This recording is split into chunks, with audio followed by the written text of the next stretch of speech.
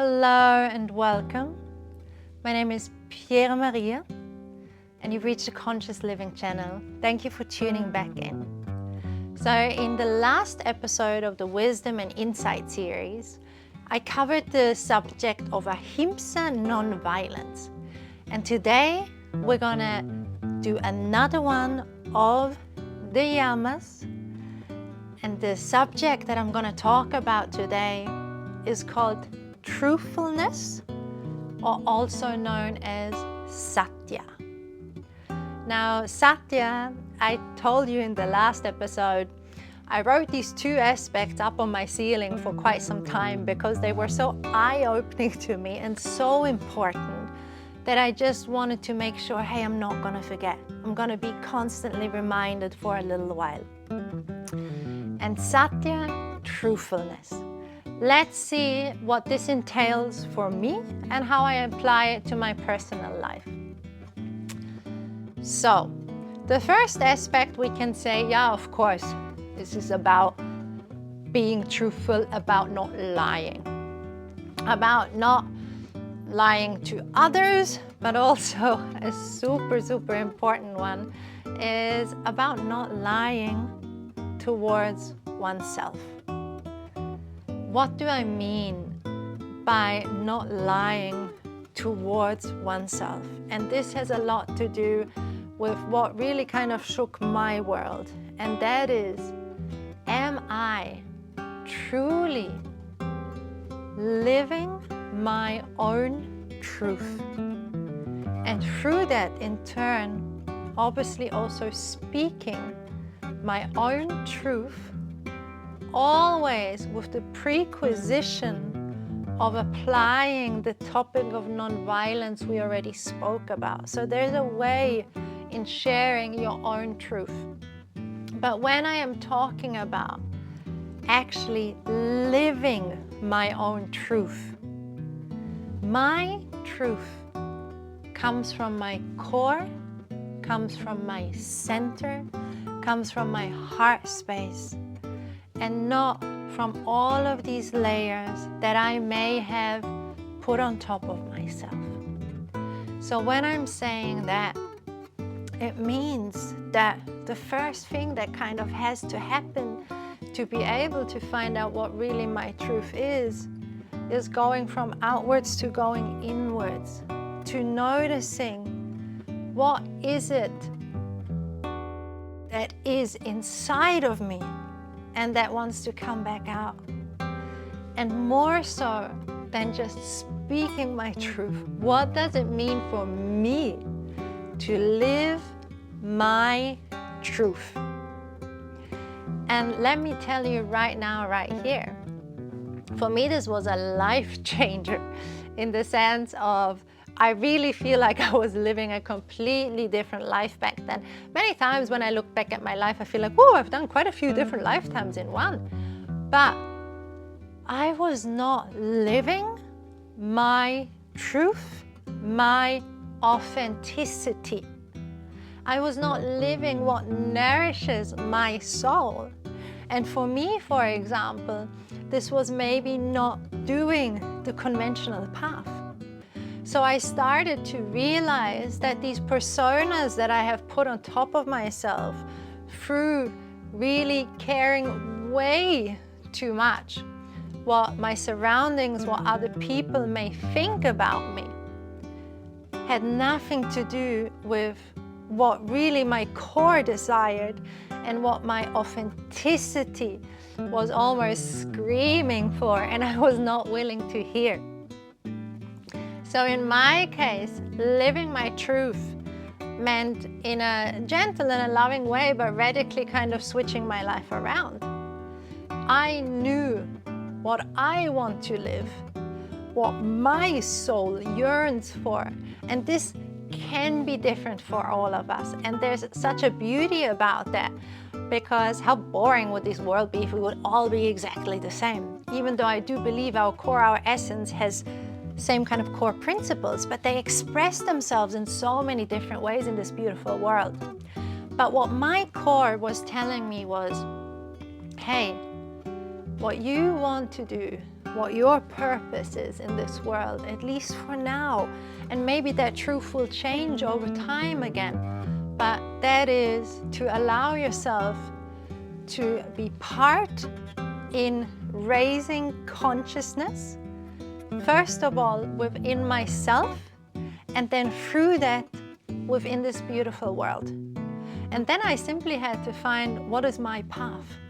And my path in that moment was through the practice of yoga, which I have mentioned before. Yoga entails so much more than just your physical aspect of the movement part, the asana part, which is beautiful, don't misunderstand me, but it's such a small portion of it. And I fell deeply in love with yoga philosophy, and through that knew this is something I want to dive deep in, I want to study, I want to embody, and I want to pass on then also.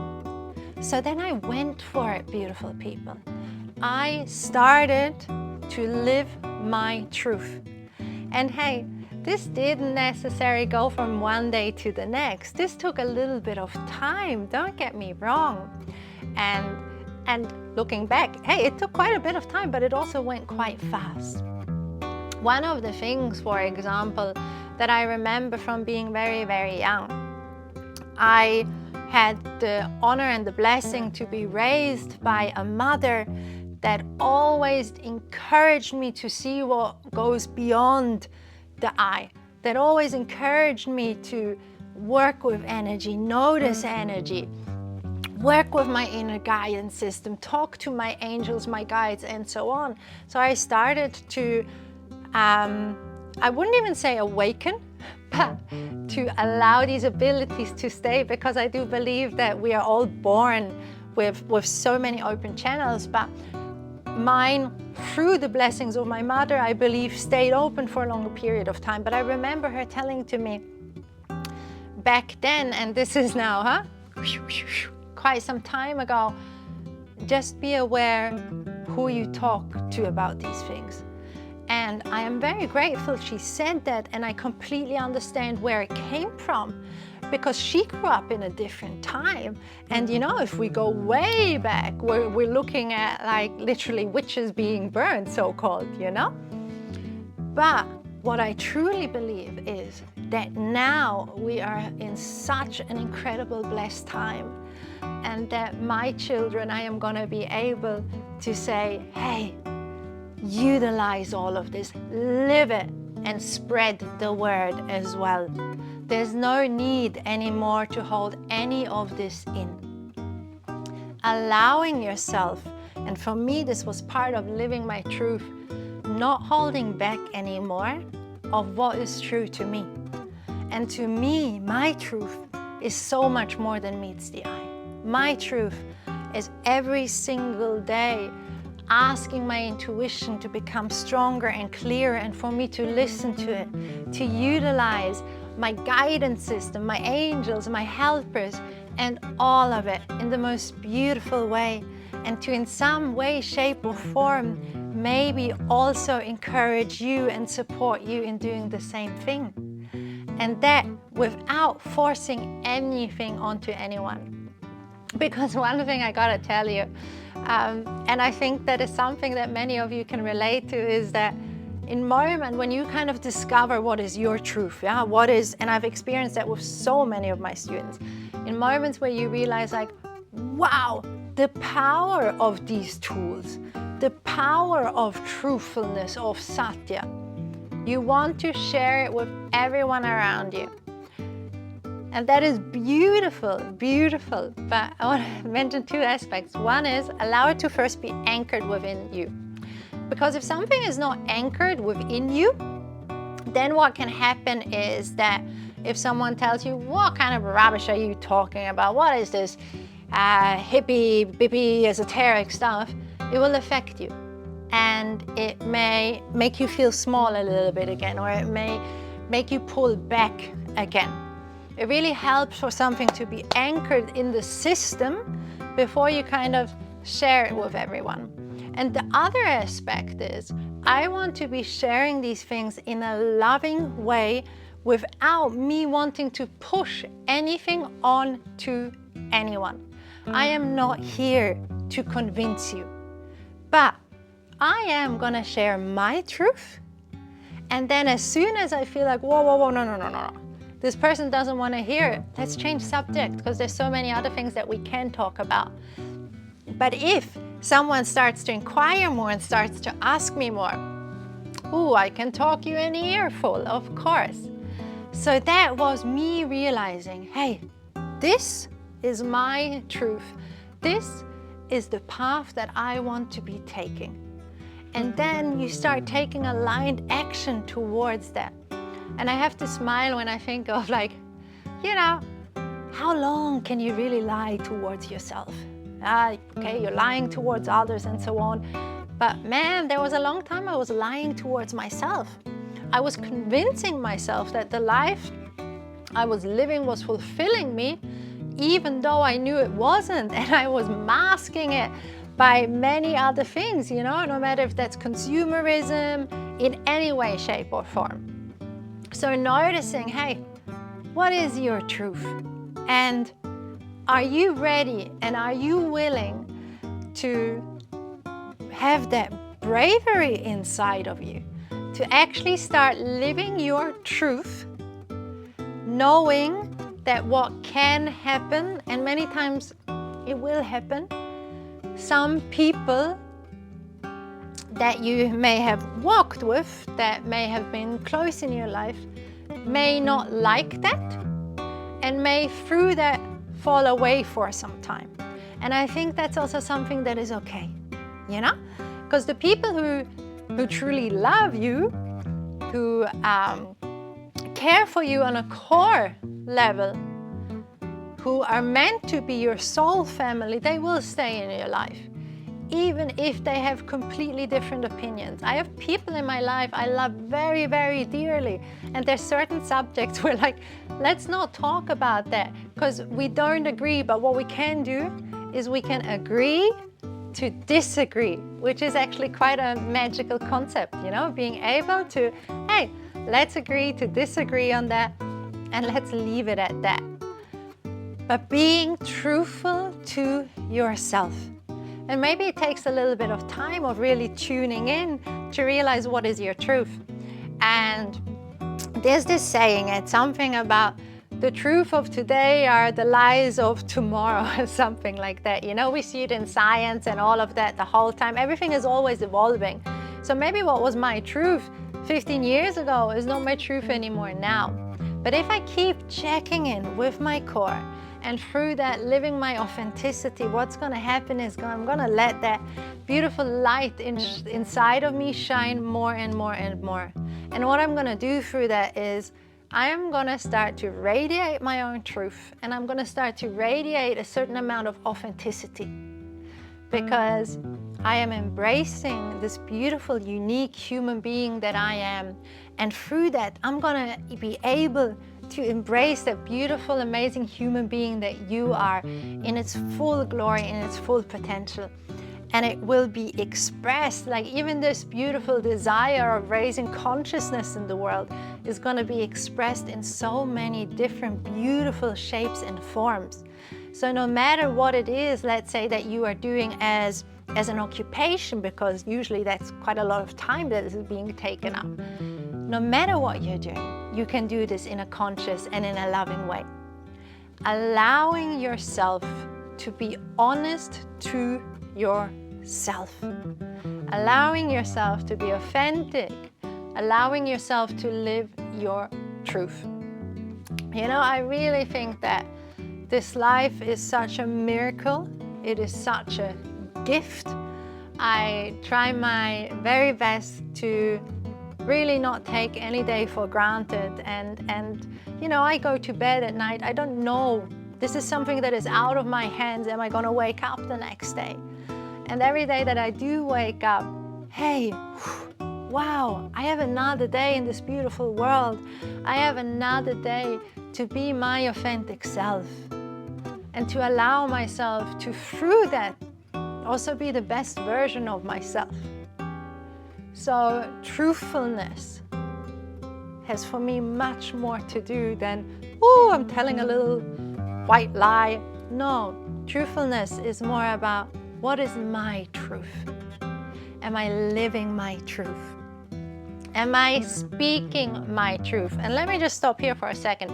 With speaking my truth, like I said, I'm not here to convince anyone. And I also really truly think there's moments where I don't have to, I don't know if you heard, my dog is sneezing. He's sleeping next to me and he's sneezing. But there is moments where I don't feel the need to voice my opinion. You know, there's moments where I hear people talk and I even disagree fully with what they're talking about. But I also sense kind of how fixated they are on that subject, that I know, hey, if I'm going to add my opinion here, I'm going to cause a whole lot of fuel into the discussion. And I'm not going to lie, some days I feel cheeky. I feel like I love having good discussions. And I have some friends, we can have these beautiful, heated discussions even in moments. And then again, we come to this point, well, hey, we fully disagree on this. And even things get emotional, but in a really cool way. It's like this kind of debate of language and of thought concepts. And then we're like, okay, we agree to disagree. That's it. We hug each other. We love each other. What a cool, interesting discussion. Wow, okay, I saw your insights. You saw my insights. We still completely disagree. But it's like an enhancing discussion. But there's other times where I know, okay, if I'm going to voice my opinion here, I'm not going to plant any seeds. All I'm going to do is raise their opinion in that aspect. So there's moments where I feel like, okay, I can walk away here in love. And there's other moments where I feel like, ooh, I need to voice. So I always check in again. And there's moments I feel like I need to voice no matter what the consequences are. But it's always from checking in with my core. Am I staying my authenticity if I speak here? Am I staying my authenticity if I am silent here? So this is the subject of Satya, of truthfulness. Let me know how you feel about this subject. And what I recommend here, again, just as a little tiny tool, is to start journaling. How do I feel like I'm living my truth, my authenticity? Or where do I feel like I am not living it? And how can I start to step by step change this? And I am at that point, honestly, when people ask me, no matter where, what is it that you do? I do my very best. Like, what is it that you do? And it's funny that when people say, what is it that you do? They think of straight away work. You know, what are you doing for your job? Okay. If I'm feeling cheeky, I'm like, what is it that you do? I'm a human being, you know. Okay, but what do you do for work? Well, for work, I do my very best to raise consciousness in this planet. And then I go on if I feel like it, you know. I'm not gonna hold my truth back.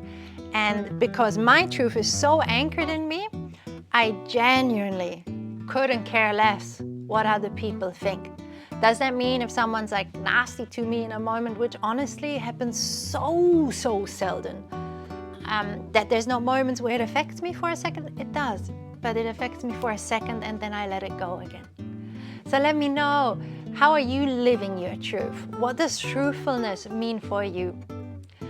Thank you so much for being here. Thank you for listening, and I am sending you all my love from my heart straight to yours.